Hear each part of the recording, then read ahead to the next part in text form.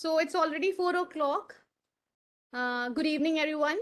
I think we are good to go for the session. Okay.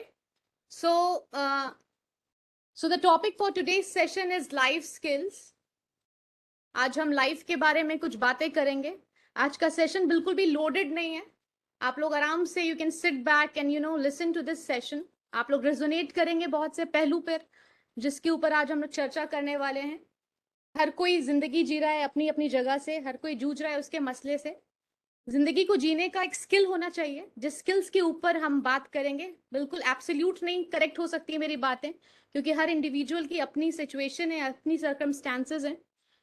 So, but we will have a good time together. We will be here together for an hour and we'll be sharing, as I always say, very high powered energy. So let's begin the session on life skills. So सबसे पहला जो सवाल हमारे दिमाग में आता है कि लाइफ स्किल्स के ऊपर आज सेशन हो क्यों रहा है. मतलब हम लोग किसी आर्मी में काम नहीं करते हैं, नेवी में काम नहीं करते हैं, लाइफ स्किल्स के ऊपर क्यों बात हो रही है. जब हमें किसी भी चीज के पीछे का वाई पता रहता है कि ये चीज हम क्यों कर रहे हैं, तो हम ज्यादा मोटिवेटेड होते हैं उस चीज को सुनने के लिए, समझने के लिए. तो लाइफ स्किल के ऊपर आज कैपेसिटी बिल्डिंग एक प्रोग्राम क्यों हो रहा है, बार बार लाइफ स्किल्स क्यों सुनाई देता है ज्यादा आजकल, इसको पहले हम लोग आज क्लियर करते हैं. सबसे पहले क्लियर करने के पहले ऑब्जेक्टिव आज के सेशन का क्या है कि हम लाइफ को आज एक हेलीकॉप्टर व्यू से देखेंगे, उसका वाइडर व्यू देखेंगे कि लाइफ एक्चुअली है क्या, हमें बताना क्या चाहती है. उसको जीना है, इंजॉय करना है, फुल में जीना है, उसके ऊपर क्रिप करना है, करना क्या है, इस लाइफ के साथ करना क्या है, इसकी थोड़ी बहुत समझ आज हमें आएगी. So we all are part of CBSE schools. हमारा सुपर बॉस तो सीबीएसई है. सीबीएसई ने अचानक लाइफ स्किल्स के ऊपर इतनी ज्यादा प्रेशर क्यों डाला है, उसको समझते हैं. सो नेशनल एजुकेशन पॉलिसी आई है और सीबीएसई ने अपने ऊपर जिम्मेदारी ली है कि वो नेशनल एजुकेशन पॉलिसी को स्कूल लेवल पे ट्रिकल कराएगा.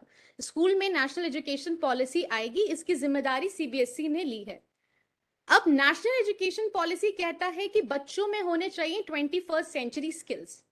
21st सेंचुरी स्किल्स अपने आप में एक बहुत वाइड स्किल सेट है, बहुत तरीके के स्किल्स इसमें आते हैं और ये place to place, time to time, individual to individual बिल्कुल वेरी करता है. जो बिहार के एक स्कूल में एक स्किल की जरूरत हो, शायद अफ्रीका के एक जगह पे उसकी जरूरत बिल्कुल भी ना हो. तो 21st सेंचुरी सारे स्किल सेट्स को अक्यूमुलेट करता है, बट ये आपके स्कूल के लिए, आपके शहर के लिए, आपके जो टारगेट ऑडियंस है उसके लिए डिफरेंट हो सकता है, किसी और के लिए बिल्कुल डिफरेंट हो सकता है. तो 21st सेंचुरी स्किल्स 3 पार्ट में डिवाइडेड है, लिटरेसी स्किल्स में, लर्निंग स्किल्स में और लाइफ स्किल्स में. तो आज का हमारा सेशन जो है वो डेडिकेटेड है लाइफ स्किल्स को. तो हम आज लाइफ स्किल्स को बिल्कुल इलैबोरेटली समझेंगे और इस बार बार आई एम सेइंग कि इस सेशन को बिल्कुल एंजॉय कीजिएगा. इसको बिल्कुल भी कोई नोट पैड और पेंसिल लेकर के बैठने की जरूरत नहीं है. You can just put yourself at rest and enjoy this session, क्योंकि इसमें ज्यादा स्टोरी और डे टू डे के लाइफ के बारे में ही और उसमें क्या स्किल आनी चाहिए जिसको अप्लाई करने से हमारी लाइफ थोड़ी मजेदार हो जाए, मसले थोड़े कम हमें लगने लगे और उसको लाइफ को हम लोग अच्छे तरीके से फुल में जीने की कोशिश करें. तो लाइफ स्किल्स को भी वर्ल्ड हेल्थ ऑर्गेनाइजेशन ने 3 पार्ट में डिवाइड किया है. कितने सारे लाइफ स्किल्स हैं? 10 लाइफ स्किल्स हैं. उनका भी कंपार्टमेंटलाइजेशन वर्ल्ड हेल्थ ऑर्गेनाइजेशन ने किया है. इसको, इन 10 को जबानी याद करना बहुत आसान नहीं है. इसके लिए इसको और भी हमने इजी बना दिया है पर्सनली अपने टीचर्स के लिए, ताकि इनको तुरंत याद हो जाए. इसको हमने कॉम्प्लीमेंट्री स्किल्स में पेयरिंग कर दी है. सो ये आपको इस तरीके का दिखेगा. Critical thinking and creative thinking को हमने एक साथ पेयर कर दिया क्योंकि दोनों थिंकिंग से ही है. फिर problem solving and decision making को साथ में कर दिया है. कम्युनिकेशन स्किल और interpersonal skill, managing emotions and coping with stress, self awareness and empathy, इसको हमने कॉम्प्लीमेंट्री स्किल्स को पेयर कर दिया ताकि आपको सिर्फ 5 भी याद रहेंगे तो आप 10 को निकाल सकते हैं कि वो एग्जैक्टली है क्या. सो हम शुरू करते हैं अपना session on life skills, a very interesting thing called life. उसके ऊपर और क्या क्या स्किल्स चाहिए इस लाइफ को ना सिर्फ समझने के लिए, जीने के लिए और एंजॉय करने के लिए. सो सबसे पहले एक स्टोरी से हम शुरू करते हैं, वो है एक जिराफ की स्टोरी. सो जो जिराफ का जो बर्थ होता है, बेबी जिराफ का जो बर्थ होता है, वो अपने आप में ही एक बहुत एपिक इवेंट होता है जब बेबी जिराफ पैदा होता है.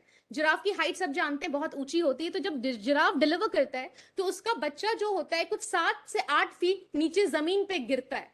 तो उस बच्चे को भी बहुत जोल्ट लगता है उस पैदा होने पर कि ये क्या हुआ, I was so comfortably placed in a womb in the warmth, और अचानक से जमीन पे बिल्कुल खुले आसमान के नीचे इतने झटके से गिरे, तो उसको बहुत तेज, उसके लिए भी जोल्टिंग एक्सपीरियंस होता है।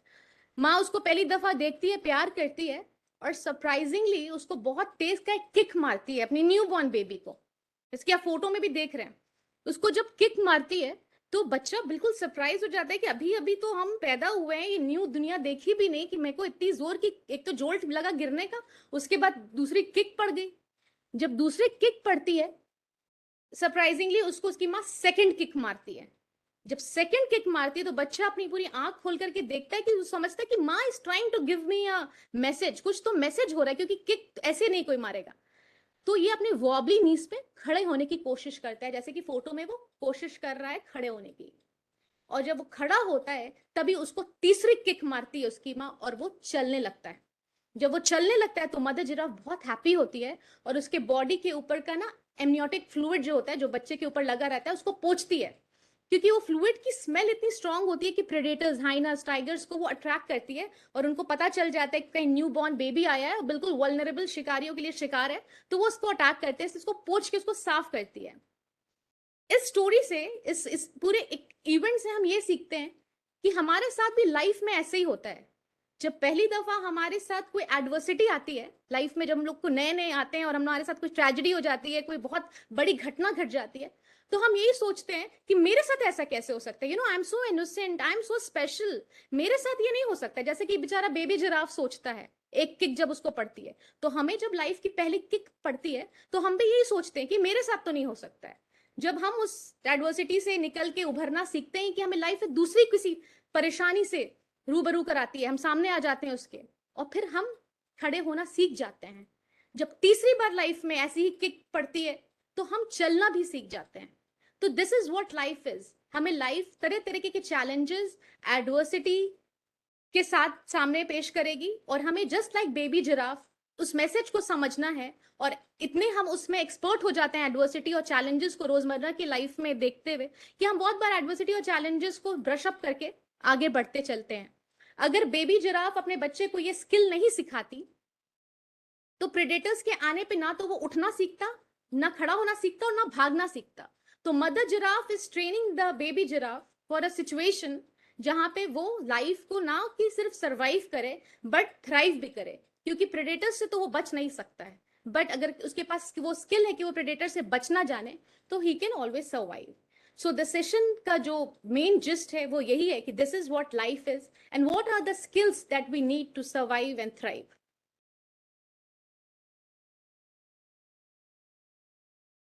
जो WHO ने सबसे पहला जो स्किल सेट को सबसे ज्यादा इंपॉर्टेंस दी है वो है critical thinking and creative thinking. Okay, thoughts का बहुत ज्यादा सिग्निफिकेंस होता है। जैसे थॉट्स आपके माइंड में जनरेट होते हैं वैसी आपकी लाइफ होती है। हम लोग कहते हैं कि हमारे थॉट्स से हमारी क्वालिटी ऑफ लाइफ डिसाइफर होती है। अगर आपके थॉट्स बहुत अच्छे हैं तो आपकी लाइफ भी अच्छी होती है, और आप जितना भी लोगों को देखते हैं जो नेगेटिव थॉट्स के साथ रहते हैं, हमेशा सोचते ये नहीं हो पाएगा, मेरे साथ अच्छा नहीं होता है, उनके साथ जनरली नेगेटिविटी भी अट्रैक्ट होती है। तो थॉट्स हमारे बहुत पावरफुल होते हैं। क्रिटिकल थिंकिंग में क्या होता है कि एक सिचुएशन जब आपके सामने आती है, challenging, adversity, tragedy, accident, incident, कुछ भी आता है, तो आप उस मोमेंट में उस सिचुएशन से बाहर निकलते हैं, ऑब्जेक्टिवली उस सिचुएशन को स्क्रूटिनाइज करते हैं, उसको स्केप्टिसिज्म के साथ देखते हैं, और फिर इवेलुएट या जजमेंट देते हैं। तो क्रिटिकल थिंकिंग ये है कि आपको जो जो लोग बता रहे हैं उस पर आप ना बिलीव करें, बट आप खुद प्लेयर की तरह नहीं, एज एन ऑडियंस उस सिचुएशन से बाहर निकल करके सोचे कि ये सिचुएशन में हमको कैसे बिहेव करना चाहिए था। उस सिचुएशन से आपको ओवरवेल्म नहीं हो रहा है कि अच्छा मेरे पास एडवर्सिटी आ गई है, व्हाट कैन आई डू, अब क्या होगा, ये नहीं करना है। आपको सोचना है कि इस एडवर्सिटी में what is the best I can do, what is the next right move. You can not gate overwhelm. Obviously overwhelm होना इंसानी फितरत है, वो बिल्कुल ओवरवेल्म होते हैं हम लोग, बट बहुत टाइम तक नहीं आप ओवरवेल्म्ड हो सकते हैं। You have to step out of this situation and take a wise decision, be a critical thinker. Critical thinker से जो पहला नाम जो बहुत क्लियरली मेरे दिमाग में आता है is of Chanakya. He was a critical thinker. बहुत सारे लोग इनबॉर्न ये क्वालिटी लेकर के पैदा होते हैं कि वो क्रिटिकल थिंकर होते हैं, बट अब चाणक्य की लाइफ से अगर आप देखें तो ऐसा नहीं था कि ही वॉज अ इनबॉर्न, उन्होंने भी बहुत कुछ लर्न किया है क्रिटिकल थिंकिंग के बारे में।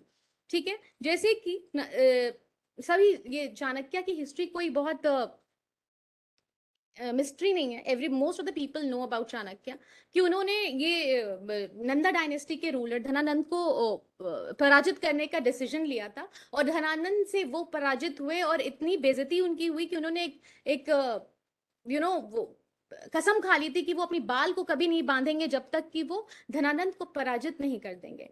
बट उन्होंने जो भी मूव्स लिए धनानंद को नंदा डायनेस्टी के उस किंग को पराजित करने के लिए, उसमें उनको खुद ही डिफीट मिली, क्योंकि धनानंद की जो सेना थी वो बहुत स्ट्रांग थी, एम्पायर बहुत ही क्लोजली निट था, और Chanakya was defeated badly in the first attempt.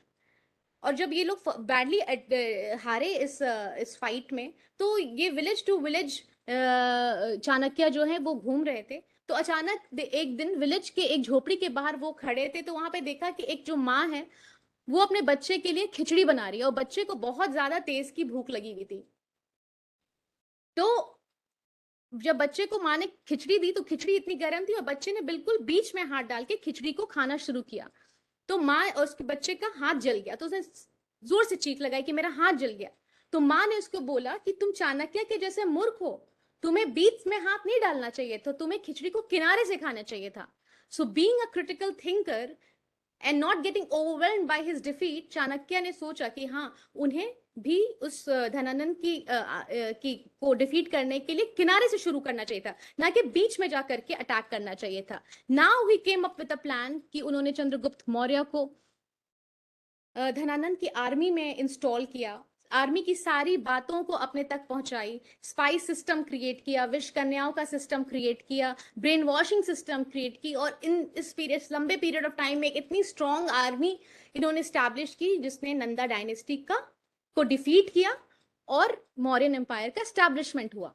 तो हम लोगों को चाणक्य की तरह स्ट्रैटेजाइज नहीं करना है, we are not king makers and empire builders, but we can always draw inspiration from this kind of critical thinking, क्योंकि डिफीट और बेइज्जती तो इनकी भी बहुत हुई थी, बट इन्होंने कहाँ से इंस्पिरेशन ड्रॉ किया? एक छोटे से बच्चे की लाइफ से इंस्पिरेशन ड्रॉ किया, डिड नॉट गेट ओवरवेल्म्ड, और क्रिटिकली उस सिचुएशन से बाहर आके इन्होंने सोचा कि what should be the next right move. This is one example, very big example of critical thinking. The next जो क्रिटिकल थिंकिंग के साथ हमने पेयर अप किया है इज क्रिएटिव थिंकिंग।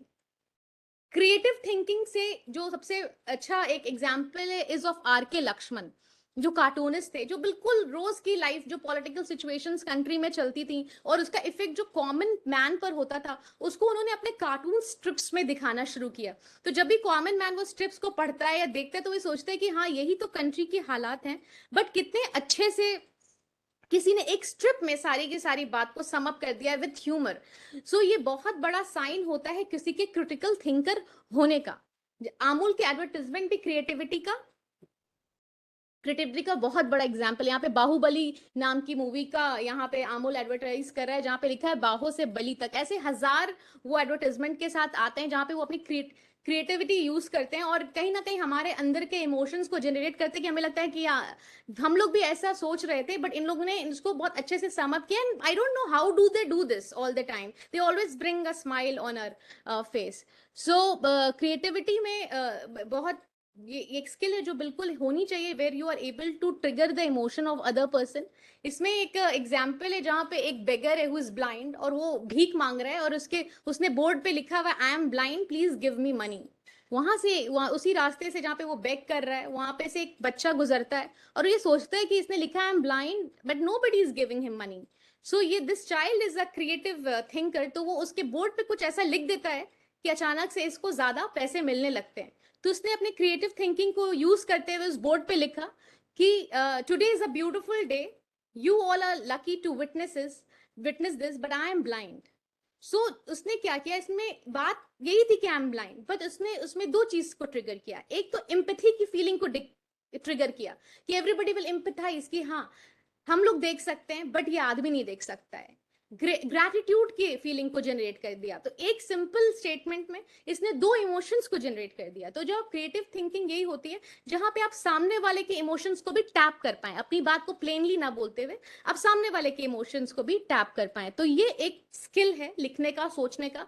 बच्चों में ये इसको इंस्टिल कर सकते हैं बाय गिविंग देम कॉम्पोजिशन। आजकल के बच्चों को अगर आप ऐसे देते हैं लिखने के लिए तो वो तुरंत कॉपी पेस्ट करने की कोशिश करते हैं इंटरनेट से। बट वी एज टीचर्स, हम लोगों को सोचना है कि हम उन्हें ऐसा क्या टॉपिक दें कि वो इंटरनेट को ना सर्च करें बट अपने अंदर जाकर के लिखने की कोशिश करें। उनको क्या फील हुआ, like write an essay on the biggest act of kindness you have ever witnessed, or ever a biggest act of bravery that you have witnessed, an event in your life that gave you a life lesson, or imaginary place that exists only in your mind। इस तरीके की ऐसे ही topics दें जहां बच्चा 1 minute के लिए रुके और सोचे कि या that day when I was crossing the bridge and that old lady was helped by that uncle, that I really like, that was a biggest act of kindness. तो उसके ऊपर वो बच्चा जो है वो किसी कॉपी पेस्ट के झंझट में ना पड़े बट अपने अंदर जाके अपने उस बात को लिखे। bravery kya last that night when my grandmother was ill and my father took her to the hospital, that was an act of bravery। तो वो अपनी जो जिंदगी और उसने जो इमोशंस फील किए हैं उसको वो टैप कर पाए। तो वो क्रिएटिव हम लोग थिंकिंग बच्चों में इस तरीके से जनरेट कर सकते हैं जहां पे उनको हम बोले कि don't go and search on the internet and copy paste but go inside you and see कि कौन से इमोशन तुम्हारे कब जनरेट हुए और तुम्हें क्या अच्छा लगा and write them. So creative thinking and critical thinking are two skill sets जो WHO कहता है कि होनी चाहिए हम लोगों में लाइफ को एक अलग नजरिए से देखने के लिए। Now self awareness. Now everybody here will say कि we all are self-aware that we are teachers and we teach this and we do this, but sadly WHO कहता है कि most of us we are unaware कि हम लोग हैं ही कौन। अगर कोई हमसे पूछता है कि हम कौन हैं तो हम उनको एक एक्सटीरियर सुपरफिशियल फिजिकल आंसर देते हैं बट एक्चुअली हम लोग भी अपने पोटेंसी और पोटेंशियल को और कॉम्पिटेंसी को उस तरीके से जानते नहीं हैं जिस तरीके से जानना चाहिए। इसमें एक बात है कि अगर आप बहुत खुश हैं किसी दिन और अचानक आपके किसी कलीग ने या बहुत क्लोज फ्रेंड ने बोल दिया कि आज तो तुम बहुत दुखी लग रहे हो, तो हमारे माइंड में कभी कभी ये बात आ जाती है कि हाँ शायद हम खुश नहीं है, शायद हम दुखी हैं, because we are so uprooted with our own selves कि हमें दूसरों की बात पे ज्यादा यकीन हो जाता है बजाय कि हम खुद उस दिन क्या फील कर रहे हैं, हम क्या अवेयर हैं कि हाउ वी आर फीलिंग। तो ये बच्चों में शुरू ही से डालना है that you should be very well aware of who you are. इसका एग्जाम्पल दो, एक एनिमल किंगडम और एक बर्ड किंगडम से देते हैं। Everybody has witnessed an eagle. अगर आप ईगल को कहीं भी देखें और किसी भी सिचुएशन में देखें तो ईगल का एक ही ट्रेट होता है, they are very calm and quiet. हमेशा उनके मुंह पे ना एक कंपोजर होता है, एक एटीट्यूड होता है, एक स्वैग होता है, ठीक है। और जब स्टॉर्म आता है यहाँ पे हमारे लिए, हम एडल्ट्स के लिए हमारी लाइफ में जब एडवर्सिटी आती है जैसे ईगल के लाइफ में स्टॉर्म आता है, तो ईगल कभी भी स्टॉर्म से ओवरवेल्म्ड नहीं होता है। वो उतने ही काम के साथ, उतने ही कंपोजर के साथ वहां पे बैठा रहता है, चाहे वो किसी पेड़ की बहुत ऊंचाई पर हो, किसी हिल पे हो, वो बैठा रहता है। He is not fearful of the storm that has come because he is aware of his competencies. उसको पता है चाहे कैसा भी तूफान आए वो तूफान को चीरेगा और उस पॉइंट पे जाके हाई फ्लाई करेगा जहां पर कि तूफान नहीं होता है। उसको अपने विंग्स पे अपने पोटेंसी का पता है, he is well aware of his. वो पिजन्स की तरह होल्स को और कोई नेस्टिंग जगह को नहीं देखेगा जहां पे वो सेफली अपने आप को ये करे, क्योंकि उसको उसको पता है कि वो इस स्टॉर्म को सर्वाइव कर सकता है। उसके अंदर वो स्किल है कि वो अपने आप को सेफ गार्ड कर सकता है और इस स्टॉर्म में भी वो अपॉर्चुनिटी देखता है। The other example is from the animal kingdom is of the lion. The lion is not the heaviest animal of the jungle, neither he is the tallest or the largest, but still the lion is the lion. When the lion comes everybody vanish, nobody stays, क्योंकि no matter the lion will hunt or not, no matter the lion is hungry or not, उसका presence ही बता देता है कि वो lion है। उसके पास वो कैपेबिलिटी है कि वो जब चाहेगा जिसको चाहेगा हंट करेगा, गिराएगा। वो भी अवेयर है अपनी पोटेंसीज के और हम भी अवेयर हैं। तो नाउ द क्वेश्चन कम्स कि भाई लायन तो अवेयर है अपनी पोटेंसी के लिए क्योंकि उसके पास क्लॉज हैं, उसके कैनाइंस हैं, वो किसी को भी मार सकता है। हमारे पास कहाँ कुछ उस तरीके का वेपन है। तो हम ह्यूमन बींग्स के पास क्लॉज और कैनाइंस नहीं होने, because we are not predators. हमारे क्लॉज और कैनाइंस ये हैं कि if somebody is in distress we can give them some compassion. If somebody is going through a bad time, we can empathize with them, give them 2 words of boosting their morale.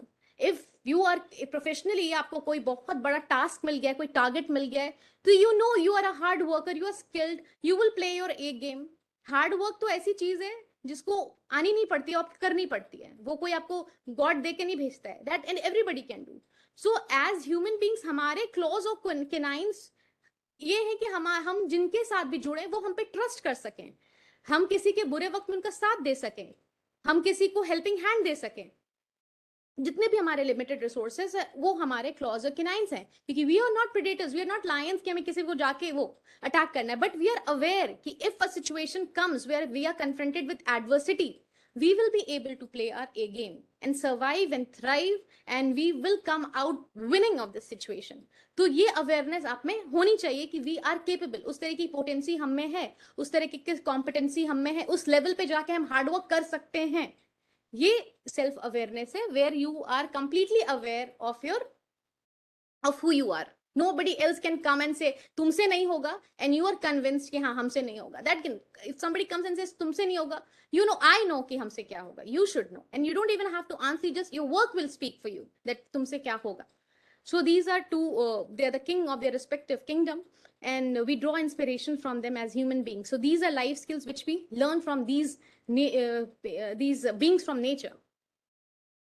Self awareness के साथ हमने pairing करी है empathy की. Empathy एक ऐसा skill है जो बिल्कुल ही वैनिश होता चला जा रहा है, बाय एंड लार्ज वैनिश हो गया है. एम्पैथी क्या है कि किसी को आ गई तो आ गई, इसको सिखाया नहीं जाता है एम्पैथाइज. ये कोई डीएनए में नहीं होता है कि मेरे डीएनए में एम्पैथी है. ये दिस कैन बी जनरेटेड. आप स्कूल में बच्चों को सिखा सकते हैं. अब अगर आप फासिज्म पढ़ा रहे हैं, नाजिज्म पढ़ा रहे हैं, तो आप बच्चों को बता सकते हैं कि इन चैप्टर्स से क्या लर्निंग आउटकम है, that you should empathise. If something wrong is happening, you should have an empathetic heart towards the others. Several chapters are there where you can incorporate empathy and tell them the importance of empathy. Even as adults, we do lack on that side, जहाँ पे empathy नहीं है हमारे में. तो empathy will make a beautiful nation, will create a beautiful culture. यहाँ पे एक एग्जाम्पल, बिल्कुल स्कूली एग्जाम्पल देते हैं.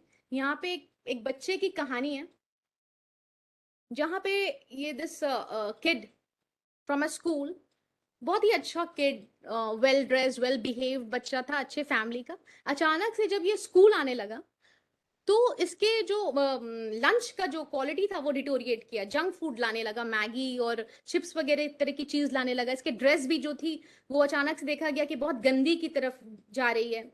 और ये जो होमवर्क भी जो है वो करके नहीं ला रहा है, क्लास वर्क भी थोड़ा बहुत कर रहा है, बहुत मतलब इसके ओवरऑल पर्सनालिटी में बड़ा डाउन साइड आया है. तो इसके साथ क्या हुआ कि ग्रुप बन गया क्लास में इसके खिलाफ एक बच्चों का, जो इसको बुली करने लगे, इसके ड्रेस को लेकर के, इसके लंच को लेकर, पढ़ाई को लेकर एक बुलिंग वाला ग्रुप बन गया. अब ये बच्चा बहुत परेशान होने लगा क्लास में भी. ये बात बार बार एडमिन की तरफ आ रही थी कि वो बच्चा जो है अचानक से बहुत केयरलेस हो गया. Something is wrong with the family, they not, the child has become very careless, nobody is taking care of him. So the matter in with in a week बहुत ज्यादा ब्लो अप कर गया, and the matter came to the head of the school. जहां पे जब पता लगाया गया तो ये पता चला कि इसकी जो मदर थी इस बच्चे की, उन्होंने एक स्टिल बॉर्न बेबी को बर्थ दिया है, और घर पे मदर नहीं है, हॉस्पिटल में है, and the father is taking care of the mother at the hospital, और घर भी मैनेज कर रहे हैं, और उसमें बच्चे को भी जो लंच दे रहे हैं वो दे रहे हैं, वो कपड़ा जैसा भी पहना रहे हैं. होमवर्क कराने का तो वक्त नहीं है, और स्कूल में भेज रहे हैं. अब स्कूल में भी बच्चा जो है वो बुली हो रहा है, टीचर से डांट खा रहा है. इसके पीछे का ये है ना कि आप अगर किसी को डंडे से उठा करके मारते हैं और उसकी हड्डी तोड़ देते हैं तो वो वुंड्स दिखते हैं कि आपने किसी की हड्डी तोड़ी, उसको फ्रैक्चर हो गया, उसका ब्लड निकल गया. बट जब आप किसी के सोल को, किसी के इमोशनल टर्मोइल पे हिट करते हैं ना, तो आप उसको फॉर लाइफ डैमेज करते हैं. तो ये बच्चा बिल्कुल डैमेज हुआ, क्योंकि घर में उसने 9 महीने से सुना था कि घर में भाई बहन आने वाला है, जो कि डेथ हो गई जिसकी. घर में मदर नहीं है, who is not mentally stable to take care of the elder one, and the father is also managing house and hospital, sending the child just इसको गेट रिड ऑफ कि ये भी चला जाए स्कूल कुछ घंटों के लिए. तो और ये स्कूल में बच्चा बुली हो रहा है. ये पूरी सिचुएशन क्रिएट इसलिए हुई क्योंकि पूरे के पूरे सिस्टम में एम्पैथी ही नहीं थी. कोई भी एक ऐसा इंसान नहीं था जिसने बच्चे के साथ एम्पथाइज करके पूछा हुआ कि what is wrong with you, why you are not behaving the way you are behaving. Not a single person had that empathetic heart जिसको जो इससे ये पूछे। तो इस तरीके की जब चीज होती है तो हमें समझ में आता है द इम्पोर्टेंस ऑफ एम्पैथी। और ऐसी चीजें बिल्कुल होती हैं, बहुत रैम्पेंटली होती हैं। तो एम्पैथी अगर एज अ स्किल हम WHO ने कहा है सिखाने के लिए, अगर हम सिखाएंगे तो इस तरीके के केसेस में कमी आएगी। इस तरीके की सोल जो ब्रेक हम लोग कर देते हैं नोइंगली अनइंटेंशनली, उसमें कमी आएगी। सो एम्पैथी इज वन स्किल जिसके ऊपर WHO ने बहुत ज्यादा प्रेशराइज किया है, and it can be taught through various ways. Now the next skill is problem solving, and problem solving के साथ हमने कंपाइल किया है decision making. whenever we take a good decision, जब हम लोग डिसीजन अच्छा लेते हैं तो प्रॉब्लम भी ऑटोमेटिकली सॉल्व हो ही जाती है। प्रॉब्लम सॉल्विंग क्या है? प्रॉब्लम सॉल्विंग आपको अकबर और बीरबल की एक स्टोरी बताएगी, ठीक है? तो अकबर के सामने एक बार एक प्रॉब्लम आई जहां पे दो किंग के साथ उनको कन्फ्रंट किया गया जो बिल्कुल आइडेंटिकल किंग्स थे। और वो एक किंग कह रहा था मैं इसका राजा हूं, दूसरा किंग कह रहा था मैं भी राजा हूं इसका।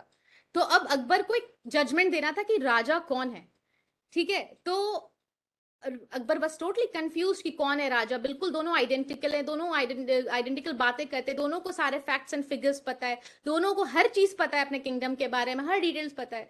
तो अकबर was really perturbed कि he was unable to take a decision, he was unable to solve that problem कि राजा कौन है। So he called up Birbal कि Birbal you come and solve this problem that who is the raja of this kingdom। ये मेरे को एक solution चाहिए, इसका बहुत बड़ा प्रॉब्लम आ गया और ये सोल्यूशन दो, तभी इन राजाओं को एक को गिरफ्तार किया जाएगा एंड दूसरा जाके वापस अपने प्रजा का ख्याल करेगा। तो बीरबल सेड कि make these two raja stay at a palace for some time. तो इन्होंने राजा दोनों को अपने महल में जगह दी कि आप दोनों कुछ दिन रहिए and then we will take a decision and then you can go back. तो दूसरे दिन अकबर ने कहा कि ये दोनों जो राजा हैं इनको नाश्ते मेरे साथ करेंगे। तो जो उसमें से एक राजा था वो बिल्कुल जल्दी से सारे जेवर आभूषण जूता वो वगैरह पहन के वो पहुंच गया अकबर के सामने नाश्ता करने के लिए। और जो दूसरा राजा था उसको बहुत लेट लग रहा है, वो अपने गारमेंट्स ठीक से नहीं पहन रहा है, वो अपने शूज तो पहन ही नहीं पा रहा है, he got stuck in wearing his shoes. So Birbal came to Akbar and he said कि the other one is the raja who is unable to wear the shoes. क्योंकि कोई भी राजा जो होता है वो अपने से शूज नहीं पहन पाएगा, जरूर उसको कोई दूसरा उसके जो नौकर होंगे वो पहनाते होंगे, इसीलिए यही राजा है। अब ये स्टोरी तो बहुत सिंपल है, बच्चों की स्टोरी है, but we adults what we derive from it कि किसी भी प्रॉब्लम का सॉल्यूशन निकालने के लिए उस प्रॉब्लम के साथ कुछ टाइम हमें गुजारना चाहिए, ठीक है? हम लोग जब हेस्ट में किसी सॉल्यूशन को निकालने की कोशिश करते हैं, generally happens in the admin कि हम लोग जनरली जल्दी से कोई हेस्ट में कोई सॉल्व करना चाहते हैं कि ये प्रॉब्लम आई है इसका जल्दी से एक सॉल्यूशन निकाल दो। जब हम नी जर्क करके कोई सॉल्यूशन निकालते हैं प्रॉब्लम का तो वो प्रॉब्लम जनरली वापस फिर से आ जाती है, उसका लॉन्ग टर्म सोल्यूशन निकलता नहीं है, क्योंकि हमने प्रॉब्लम की जेनेसिस को नहीं समझा, उसके नुआंसेस को, उसकी निटिग्रिटी को नहीं समझा और हमने एक सोल्यूशन उसको ऊपर थोप दिया। तो वो हमेशा बाउंस बैक करती है, वो प्रॉब्लम रिकर करती है। तो what Birbal is trying to say ये कि stay with the problem, be with the problem with some for some time, understand कि इसका जेनेसिस क्या है, ये हुआ क्यों, और तब इसका आप हमेशा के लिए इलाज कर दें ताकि दोबारा कभी भी ये प्रॉब्लम नहीं आए। So Birbal was wise enough to teach us a lesson कि to find a permanent solution to the problem, we do have to stay with the problem for some time and then get the solution. Now decision making.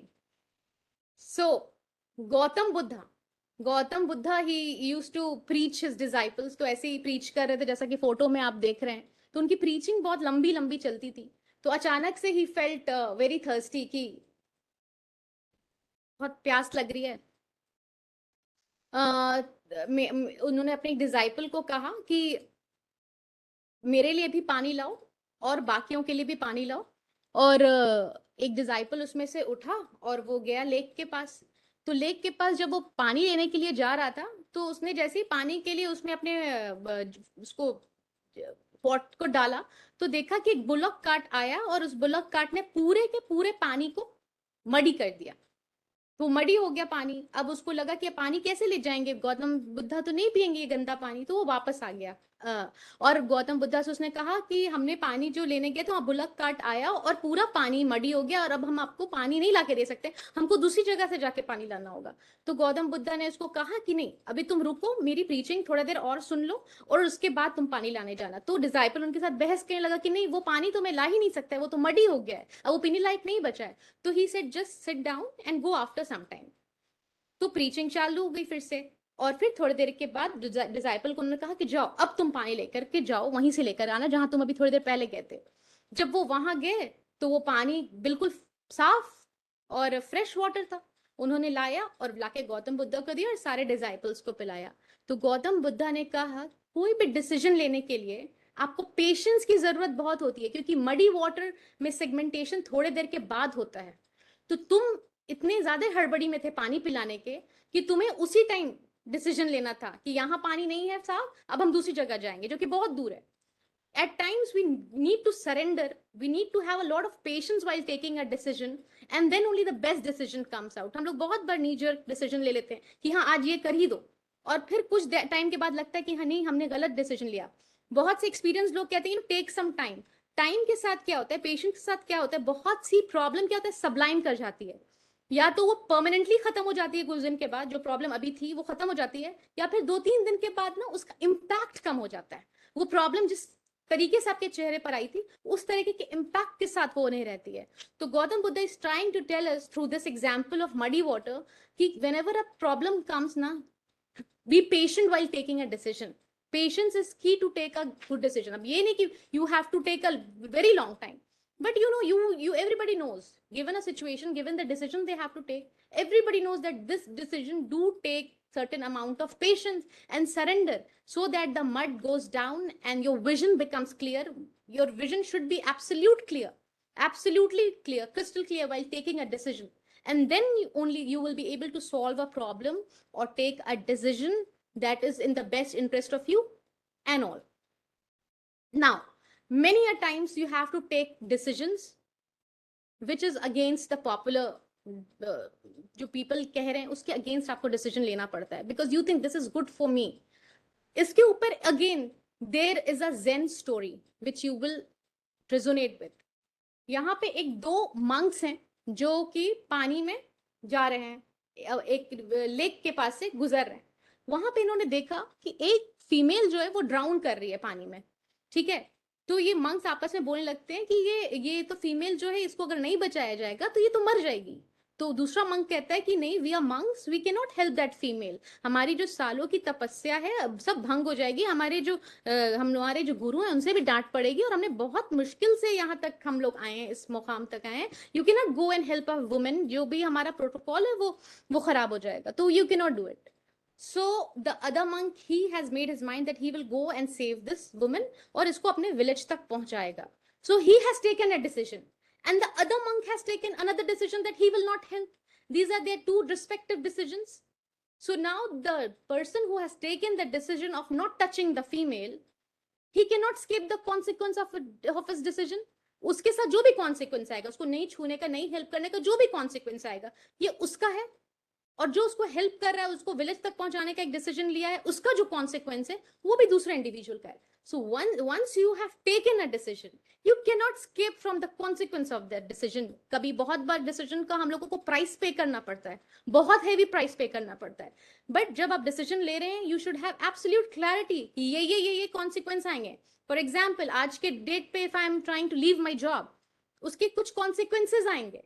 If I am happy to accept those consequences, if I am happy at peace with those consequences, I will go and resign. But if the consequences is taking away my peace of mind, मेरी जिंदगी में वो मसले पैदा करेगा, I will not take that. But whatever decision I will take, the consequence will be mine. I will have to take the responsibility of those. Nobody else will come and take the responsibility for your decision.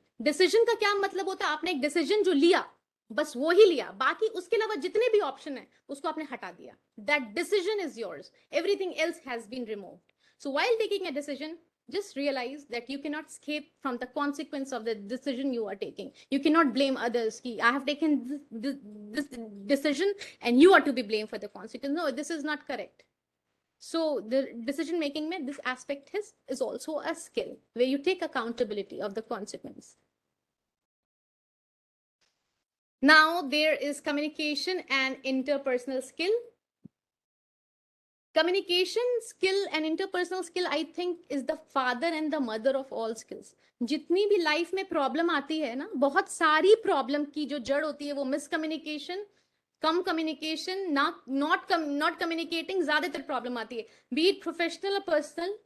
हम लोग ज्यादातर problems में फंसते हैं जब हम miscommunicate करते हैं. हम अज्यूम करते हैं कि हमने कम्युनिकेट किया है, बट हम कम्युनिकेट नहीं करते हैं.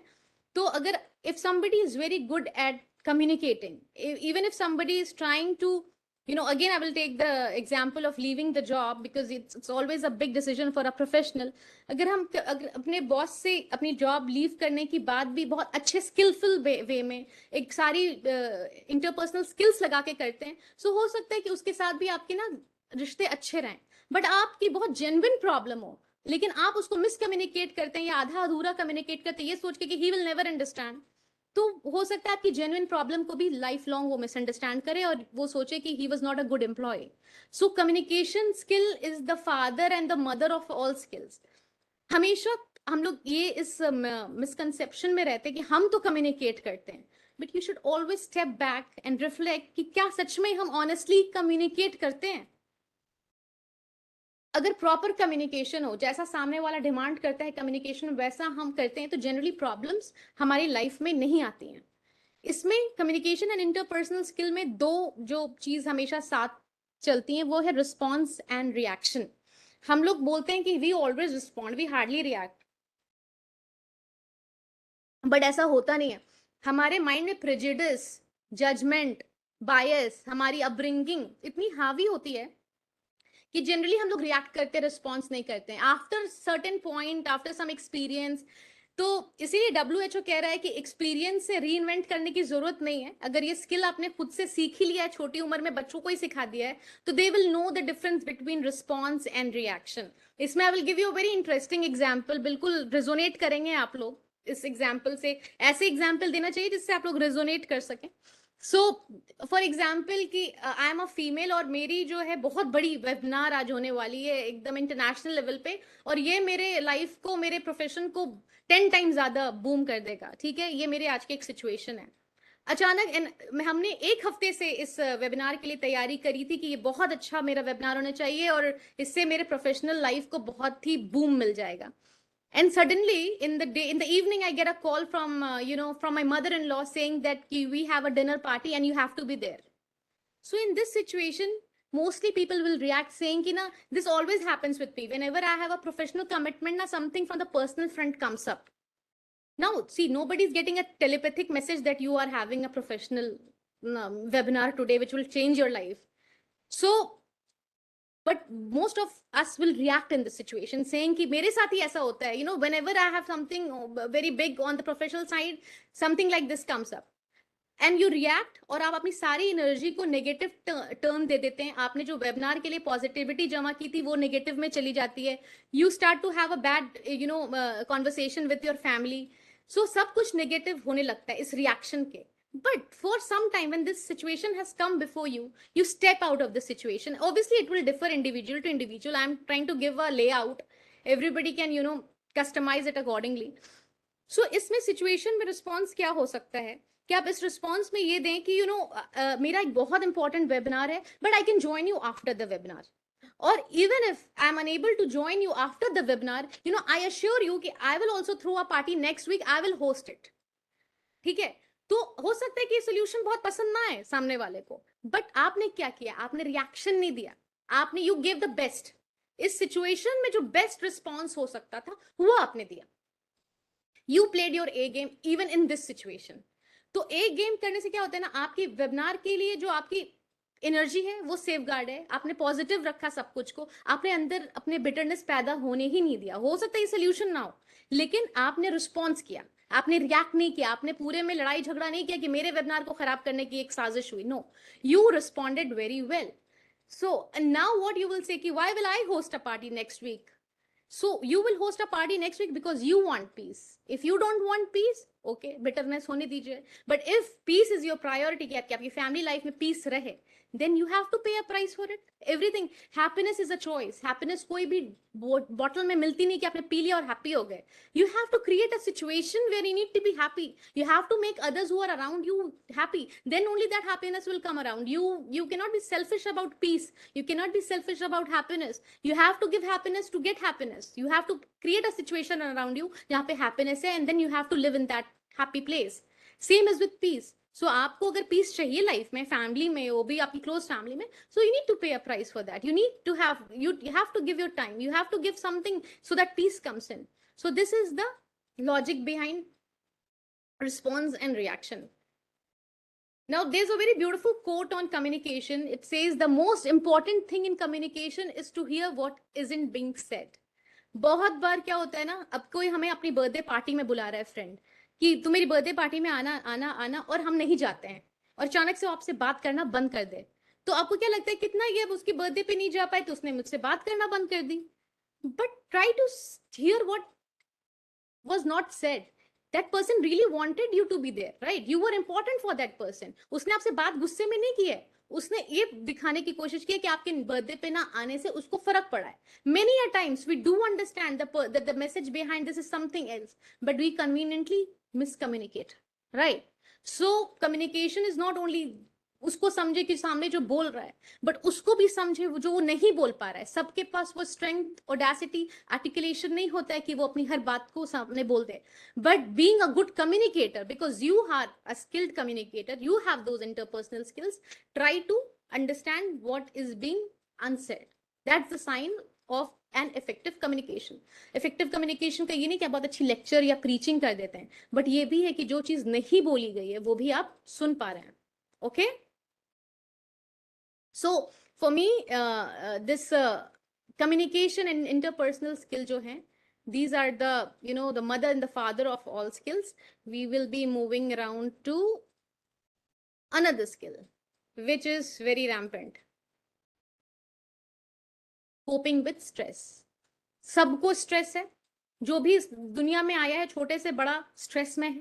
सबको अलग अलग तरीके के स्ट्रेस हैं. किसी को पर्सनल लाइफ में स्ट्रेस है, किसी को प्रोफेशनल लाइफ में स्ट्रेस है, वेबिनार अटेंड करने की स्ट्रेस है, सीबीपी अटेंड करने की स्ट्रेस है, वर्क स्ट्रेस है, डेडलाइन स्ट्रेस है, डेट्स की स्ट्रेस है.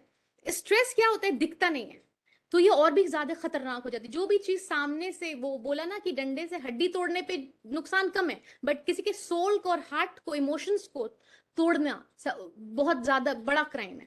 So same is with stress. Stress दिखता नहीं है. यहाँ पे एक आदमी दिख रहा है, आपको बहुत स्ट्रेस लग रहा है, बट वो दिखता नहीं है. स्ट्रेस क्या करता है, हमारे जो ब्रेन के साइज को श्रिंक कर देता है. जो शेर और भालू को देख करके भागने वाला स्ट्रेस होता है ना, वो हमें आजकल आम जिंदगी में हर वक्त स्ट्रेस रहता है. तो हमारा बॉडी जो है इतना कॉर्टिसोल लेवल जनरेट करता है, जो शेर वेर या सांप को देख करके जो कॉर्टिसोल लेवल जनरेट होना चाहिए, वो हमें आम जिंदगी में किसी इंसान के चेहरे को देख करके जनरेट होने लगा, जिसकी वजह से कार्डियक अरेस्ट, अल्जाइमर्स, भूलने की बीमारी, स्नैपीनेस, इरिटेशन बहुत ज्यादा बढ़ गई है. स्ट्रेस का बहुत बड़ा रीजन सोशल मीडिया है, फेसबुक, इंस्टाग्राम, जहां पे कंटिन्यूअस कंपैरिजंस चल रहे हैं. Everybody is holidaying, everybody is having party, only we, and everybody is traveling abroad, and only we are the ones who are sitting here doing nothing. So जब इस तरह के stress का कंपैरिजन सोशल मीडिया में create हो जाता है ना, तो लाइफ जीना मुश्किल हो जाता है. Now again a very beautiful story which will de-stress you, I'm sure. This is the story of a raven. Raven क्या होता है, बिल्कुल ही जो काला कौवा होता है ना, जिसमें कहीं भी सफेद नहीं होता है, बिल्कुल जिसको हम लोग बैड लक बोलते हैं कभी कभी, वो वाला ये रेवन की कहानी है. तो ये रेवन अपनी जिंदगी में इतना स्ट्रेस था कि बेचारे रेवन को भी आंसू बहने लगे, और वो एक ट्री के ऊपर बैठ करके आंसू बहा रहा था, और एक मंक पे जो यहाँ बैठे हैं उनके चीक पे वो आंसू गिरता है.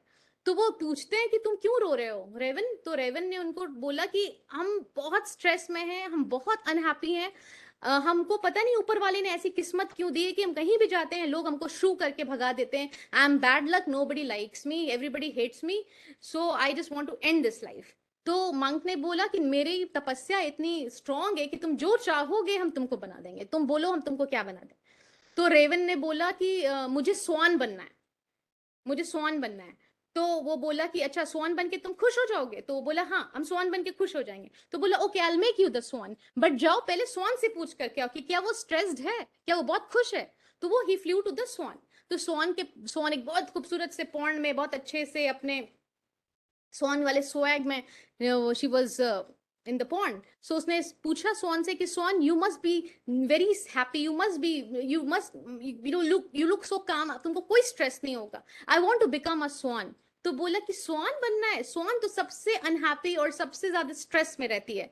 तो वो बोला क्यों? तो बोले देखो लाइफ में कितने सारे कलर्स हैं और ऊपर वाले को मुझे व्हाइट बनाना था, there so much colour around and I feel so depressed that I am white.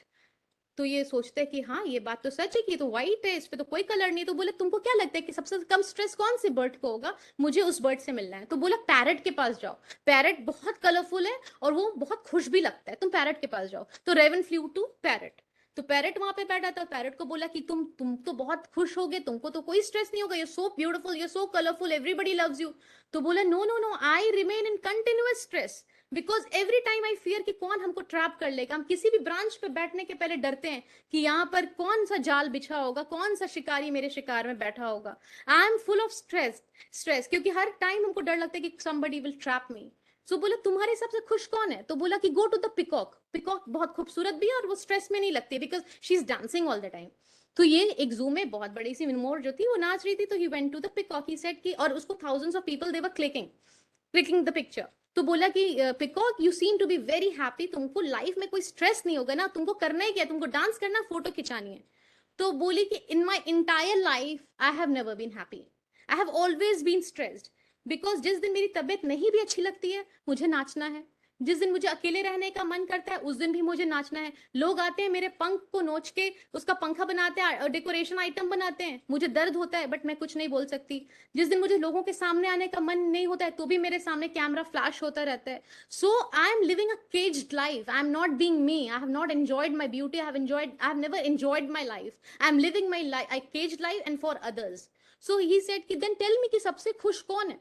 तो बोला कि मेरे हिसाब से रेवन सबसे ज्यादा खुश है, तुम लोग सबसे ज्यादा खुश हो क्योंकि तुम्हें कोई भी केज नहीं करता, तुम्हारे पीछे कोई भी कैमरा नहीं आता है, तुम जहां चाहते हो उड़ते हो और तुम लोग सबसे ज्यादा आजाद हो। तुम लोग तो बर्ड का जो मेन फायदा है फ्रीडम, सबसे ज्यादा तो रेवन उठा रहा है। तो the raven came back to the master, to the monk and he said कि sir I don't want to change, I want to be the raven. So what do we learn from this story? कि हम लोग सारे शिकार हैं comparisons के, social media के, where I said whenever we open social media beautiful people are seen traveling abroad, they're dining in the most luxurious of hotels. So what is the struggle behind those beautiful pictures? All of us who are using social media knows. So don't go into that facade, that is a deceptive world. The real world we are living, we know nobody is perfect, life is not fair, life is equal for everybody, everybody has to bear their own cross, we say. So from this story we decide to be happy in what you have, we are never satisfied, be satisfied in what you are, okay? So this we learn from this skill, we have to learn that stress हम लोग बहुत बार unnecessarily लेते हैं, बहुत man made stress, किसी ने गाड़ी खरीद ली उसका स्ट्रेस, किसी ने अच्छा किसी के बच्चे ने 100 ले आया मेरा बच्चा नहीं ला पाया उसका स्ट्रेस। अन्य अगर आप बैठ करके निकालें कि आपने कितने खुद के बनाए हुए स्ट्रेस हैं तो ज्यादा उसमें उसकी तादाद है जिसको आपके खुद के क्रिएटेड स्ट्रेस हैं। सो इस स्टोरी से आपको समझ में आएगा कि don't fall into that trap, usually takes a lot of your time, और स्ट्रेस माइंड को जो आपका सबसे बेहतरीन ऑर्गन है उसको हैम्पर कर रहा है। So destress yourself. Now the next point is managing emotion, जिसको हमने पेयर अप किया है स्ट्रेस के साथ। मैनेजिंग इमोशन, छोटा हो या बड़ा हो, हर कोई इमोशंस को मैनेज ही कर रहा है। कभी कभी इमोशंस को मैनेज करना बहुत टफ हो जाता है, वी डू गेट ओवरवेल्म्ड, नहीं अच्छा लगता है और नहीं मैनेज करने का। तो हम लोग बच्चों को बोलते हैं ना, हम लोग बच्चों को बोलते हैं ना कि behave yourself, you are not control yourself. तो क्या हम भी कंट्रोल करते हैं? ह्यूमन फीलिंग्स हैं ये सब, इमोशंस आएंगे, बच्चे को कोई चीज अच्छी नहीं लगी वो चिल्ला के बोलता है, हम लोग गुस्सा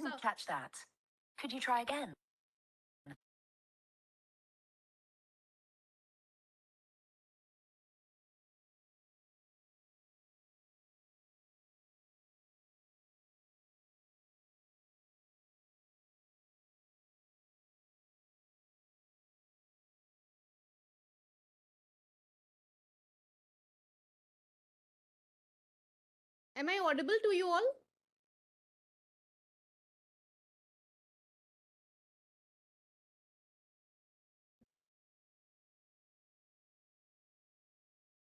Hmm. So I think I pressed some button by mistake. By mistake I pressed some button. That's why that sound was coming. Okay.